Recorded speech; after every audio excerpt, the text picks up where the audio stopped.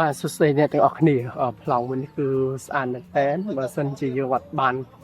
អត់សូវចាប់អារម្មណ៍នៅស្រះទឹកខាងយើងដើរចូលមកពីខាងមុខស្រះទឹកខាងស្ដាំដៃនៅពេលដែលយើងឆ្លងផុតស្រះទឹកហ្នឹងមកយើងឃើញដើមថ្នោត3ដើមហ្នឹងហើយមកដល់កន្លែងហ្នឹងយើងឃើញពូល2ដែលនៅចន្លោះដើមថ្នោតណាពូលដែលពូលមួយគឺមួយទៅក្នុងស៊ុំដើមថ្នោតតែម្ដងហើយកំពុងជួយពោះទៅស្ដាំដៃនោះ